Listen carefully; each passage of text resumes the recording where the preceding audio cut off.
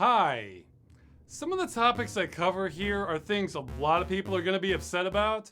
Others are really specific where I might be the only person who cares at all. Well, this episode's definitely that second category. I wasn't even planning on making this one, but the more I've learned recently, the more I want to break things. Okay, if you saw the 3D episode, you know that I'm a huge advocate of good 3D gaming because it's like being in another world. I want to get lost inside other worlds. I already know what to expect from this one. And virtual reality seems to be taking us along that path. And hey, since I made the 3D episode, virtual reality devices now exist for sale for the public. Now this is going to be a dated video, but right now the big ones for gaming are the Oculus Rift and the HTC Vive. Now you might think I'm going to complain about the price of those. Well, not how you might think. See, I've been waiting for this for about 15 years. Virtual reality is the closest thing we have to a holodeck. If a genie granted me 3 wishes, a holodeck would probably be on the list. These are portals to other worlds. The price of these could be for one finger, and I'd at least think about it. But these are expensive, so that means only zealots and rich people are going to be using these. So that's unfortunate, but maybe that will work itself out in time. Now, for the record, I have not yet tried either of these devices, but I have been reading everything I can find on them, and it's making me wonder, what's happening? What are these companies doing? The entire launch of virtual reality feels really flawed. Like they don't even have a solid plan. They're just making stuff up as they go. Now everybody's gonna have their own opinion on virtual reality, but for me, the thing I care about is immersive 3D. If I have that, the game I'm playing starts to feel real. That's all I'm after. Anything else is just extra. So I don't care that much about room tracking, motion controls, how heavy the headset is, how thick the wires are. That's all just icing on the cake. I was really impressed by 3D gaming back in 2000. I'm just trying to get back to that level. So as far as VR is concerned, I care about 2 things. Visual quality, obviously, and software. Because it doesn't matter how good the equipment is if you can't run any games. Remember that. I'm coming back to it. So based on everything I've learned, which one is the winner? The Vive or the Rift? No one! It's a mess! I was originally gonna point out the pros and cons of each device because there's some big ones, but there's too many. Look, I made a chart. Look at this, it's all over the place. It's like, would you rather buy a car where the engine shuts off every 20 minutes or one where you can only sometimes turn left?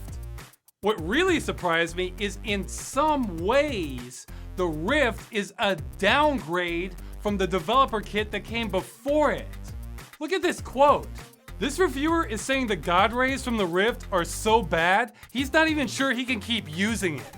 And he's not the only one. Here's another. And so, if I look down here, I see streaking J.J. Abrams type lens flaring from everything that's bright. So that blue smears across the screen. That orange smears that way, the blue dots there smear across.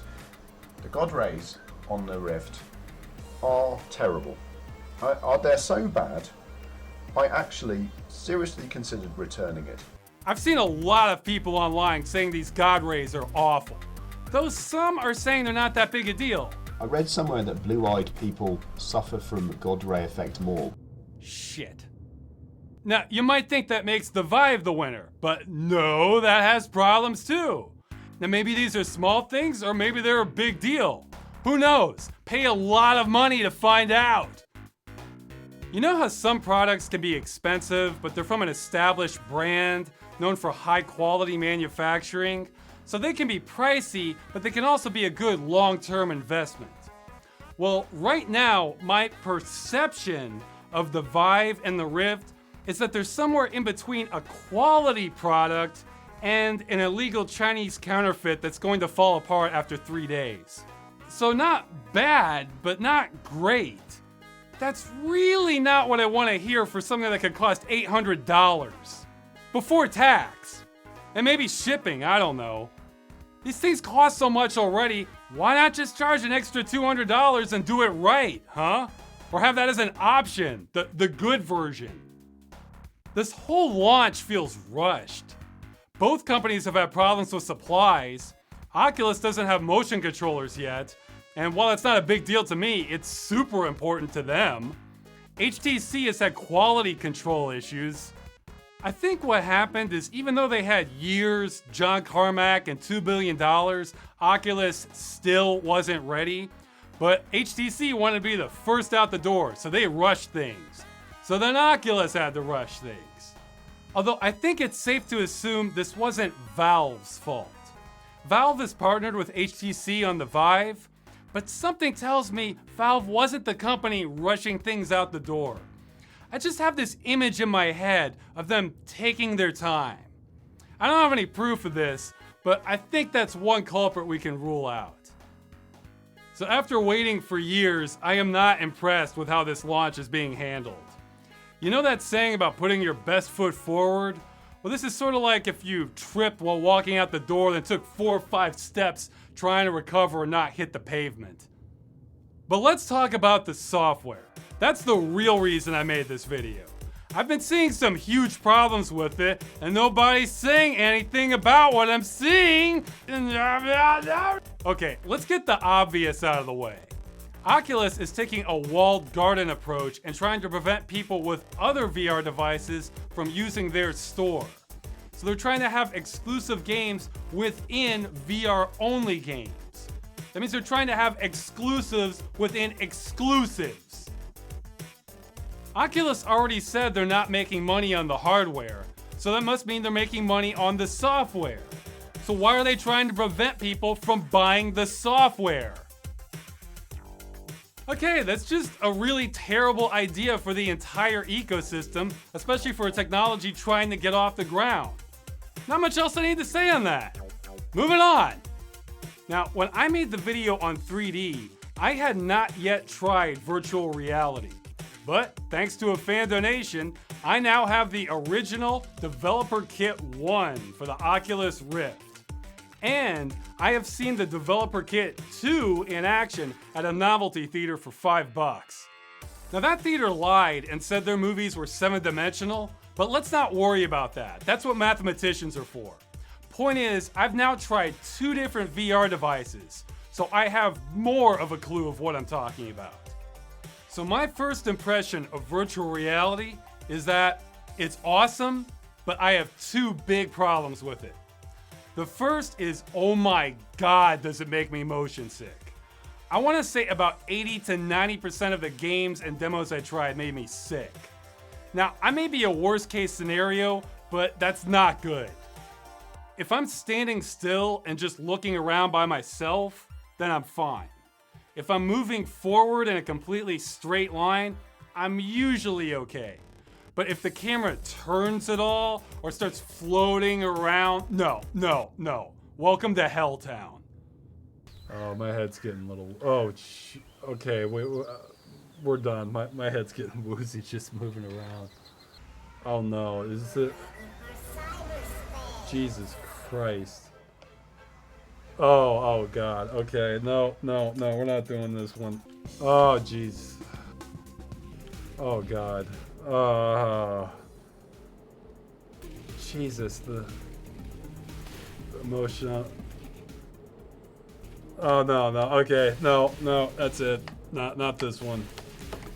This is bad because not being able to move around much or change your orientation severely limits what kinds of games you can play. Now, I think I may have a solution to this, but I'll get to that. So that's my first issue with VR. The second is the games. Okay, Oculus Rift launched with 30 games, and they looked like a decent lineup, and then the Vive launched with support for a few major games and a bunch of small Steam games. Now, the perception of VR games on Steam right now is that the vast majority of them are just sort of quick experience or casual games. They'll cost maybe $10 to $20 and give you an hour or 2 of playtime before you're completely done with them, if that. Now, I'm not saying that's a bad thing, but just shooting some squares or a ball is not what gets me excited about virtual reality. Here's the thing many people don't seem to understand. Virtual reality devices are not consoles. These are not all the games we have to choose from. This may surprise you, but there have been games made using geometry in the third dimension on the PC already. Thousands of them. Many of them with a lot of production value behind them.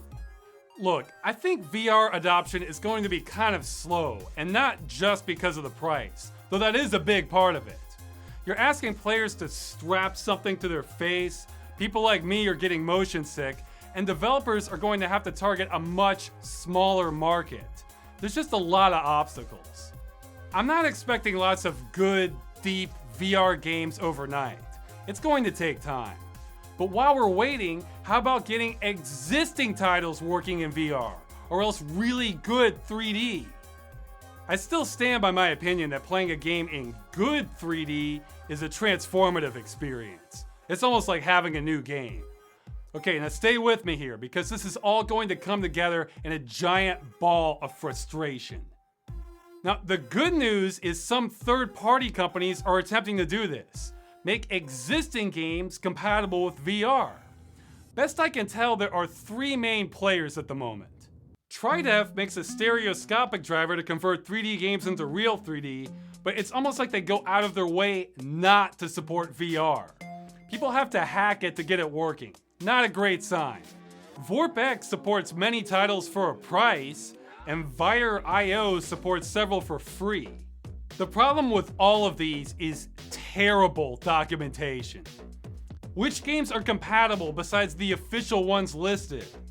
Which games are even playable in VR? Are they too difficult to play this way? Do they have good depth or look like a flat pop-up book? How are the nausea levels?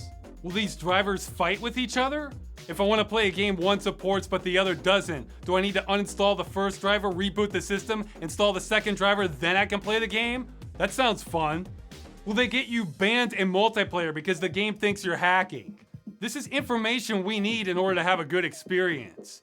Right now, it's like digging through ruins looking for answers. But if you've read or watched any mainstream reviews on VR devices, you wouldn't even know these options existed. I haven't seen one even mention them. I have to go to weird, obscure forum posts to find any information at all. Can you imagine if the games media did that to another platform? Like, pretend Nintendo came out with a new console, and they just happened to update a bunch of their old titles to modern graphics, high definition. Hundreds of them. But you didn't know which titles got the treatment. Like maybe Castlevania 3 has been updated to modern graphics and looks great, but Blast Core still has a few bugs. But no major game news outlet is even mentioning these games' existence. You'd think you were losing your mind! Now, to be fair, some games will never work well in 3D or VR. The gameplay may be a bad fit, or the game may render things in a weird way. We can't bring over every single game into 3D, but we can bring a whole hell of a lot of them. You know how I know this? Because I've seen it done. You know how I said there are 3 main players? Well, there's actually a secret 4th player, NVidia. Let's talk about NVidia. If you remember in the 3D episode, I mentioned how NVidia had their own stereoscopic drivers called 3D Vision. Now, I wasn't too impressed by these, but that was on a monitor. Maybe they would work better if the screen was right in front of your face, like in VR. Well, they must have been thinking the same thing. A while ago, when they released a new video card series, they started marketing a feature called Auto Stereo, which will make every game that works in 3D Vision also work in VR. So we can actually take all of the technology that we developed for 3D Vision Stereo, and we can now do it with VR. And a bunch of games that were not ready for VR are ready for VR. That sounds awesome.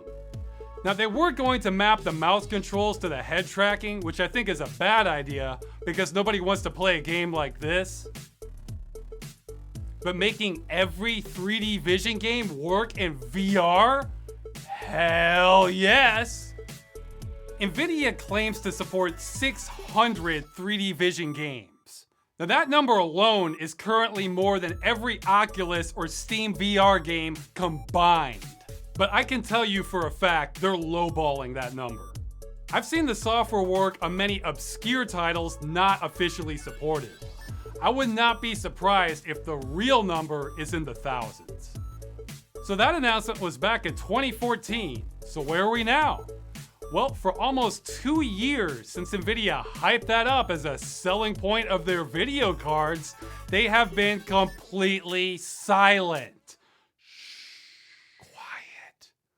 So I thought, okay, maybe they're waiting until their next video card series to roll it out for real. After all, back then you couldn't even buy consumer VR devices, but you can now. And now? No, nothing. Let's never talk about that again. I was starting to get a little concerned about what was going on here, but lo and behold, one fan tried to corner Tom Peterson, the technical marketing director of NVIDIA, and ask him what the hell happened to this. He kind of asks like if you could use that tech to play for HMD owners, people who own Oculus or whatever, to play non-VR games in 3D in that headset. So the question is, Well, Tom here gives the flimsiest answer possible, but says that basically they were lying and they're not going to do this because of a lack of market interest. And it wasn't as good as they thought. Fuck you, Tom. Fuck you. Yeah, no market interest. I guess that's why you advertised this and said you were doing it. Because of no market interest. Meanwhile, you're talking about a feature exclusively for people who think they're not getting a good experience at 300 frames a second. I think the market is at least that big, especially since someone in the audience asked you about it. Thank you for that, mystery person. So I'm pissed. It's not that I'm a huge NVIDIA fan. In fact, I'm not a fan of some of their practices. But they were the ones best situated to usher forth massive stereoscopic gaming support in VR and take me to the promised land. You might think I'm being too hard on them, but you can't tease the #1 feature I want to see in 3D gaming, then quietly shut it down and not tell anybody for 2 years and expect me to be cool with that. Fuck! Okay, I mentioned solutions. Let's get to that. Now, as I mentioned, most VR games made me sick, both in the DK1 and DK2. I don't think it's the technology. I think it's more my inner ear freaking out that things aren't moving exactly the right way. Oh, God, okay, man. Now, I've had a theory on how to fix this. My theory was that rather than go for 100% immersion, you ratchet it down just a little bit and instead treat it like it's a 3D movie inside a virtual 3D theater. So if you're looking straight ahead, things look awesome and full 3D, it's almost as good as normal VR. But if you look to the side, the image doesn't follow with you. It's more like being in a movie theater. This won't be as immersive as native VR, but it has big advantages. No motion sickness. If you get really close, you might still get sick, but you could control the distance from the virtual screen, and that can tame nausea in a way full VR can't. Way more game compatibility. If a game has a lot of HUD elements, you could still be able to read them. You wouldn't have to program in head tracking. The head tracking would be inside the virtual theater, not the game. Developers wouldn't have to reprogram everything in order to make it work in VR. And because you would control how immersive it is, it means all kinds of games will be possible that just aren't feasible in regular VR. And finally, better performance. Okay, this depends on the game, but one of the big complaints about VR is that you need a pricey computer in order to run it. Well, not if you're running old games. I'm pretty sure many cheap PCs can run Quake or Unreal at 90 frames per second, no problem. All this VR ready crap wouldn't matter because you could always run games in VR. They just might not be the newest. Now, some of you may think I don't know what I'm talking about, but guess what? I did a simulation of this and it worked. I recorded footage of a VR demo that made me sick as a dog playing normally. Then I played the footage back using a 3D cinema program, and guess what? I stopped being motion sick. I could control how zoomed in the image was and still had some decent immersion. This can work. I've seen it. It still needs some refinement because things weren't able to pop out of the screen in my test, but God, we're so close. I was able to test this in an afternoon. Am I smarter than NVIDIA's stereoscopic division or something? I don't think I am, but they sure haven't come up with much in the past 2 years. And they've already done the hard part. Converting a game into stereoscopic 3D is the hard part, and they've done it. Converting this into this is not the hard part. Almost any 3D programmer can figure that out. My experiment shows that good 3D and virtual reality on old games is possible, but I don't know if anyone's doing what I just described. Third parties are the Wild West of information and standards. Meanwhile, developers are pushing ahead on mini games or ones that are gonna make me barf. God, I hope this video becomes dated. If I'm just ignorant, please let me know. Let me know who has this all figured out so I don't have to freak out. I'm fine with looking like an idiot if it takes me to gaming nirvana. And don't tell me about a cinema program that plays flat 3D games inside a virtual theater. That's not what I'm talking about. I'm talking about 3D gaming. If you don't understand why I'm losing it over this, it's because there are so many game worlds I want to see the full experience of. You know that song, I Would Walk 500 Miles? Well, I would put in that kind of time exploring virtual worlds. I mean, I'm sure there are new ones that are cool too, but there are thousands of existing games that are just sitting there and only need a couple tweaks in order to get inside them. Imagine your favorite 3D game, whether it's a first-person shooter, an RPG, whatever. Now imagine you could actually visit that game world. Real 3D can be almost that good. But hey, let's ignore most of the games ever made, set up a walled garden, mini games, I want this game immersion to happen so badly. VR developers, or hell, Palmer Luckey, you're an even bigger fanatic than I am. You want everyone to be using VR. Well, you need to come up with a solution for people like me if you want VR to succeed. I feel like a moth trying to fly into the bug zapper here, because I want to get on board the virtual reality train so bad, but I don't want to puke just as much. My 3D gaming cinema concept is just one idea that I think will work. There are a lot of smart people working on VR. Somebody has to figure out the perfect immersion to not barfing ratio. There has to be a way to have immersive 3D for new and old games and not vomit. It has to exist. I've seen signs of it. Help me, Palmer, or whoever. Help me get back to the Nexus and let me travel to other worlds again. Wow!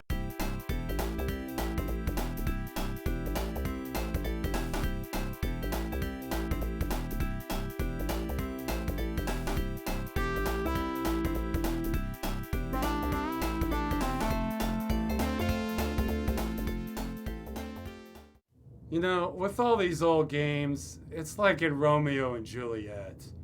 Romeo thinks she's dead, but she's not, so he kills himself. Then Juliet wakes up, sees Romeo dead, so she kills herself. Virtual reality gaming is just like that.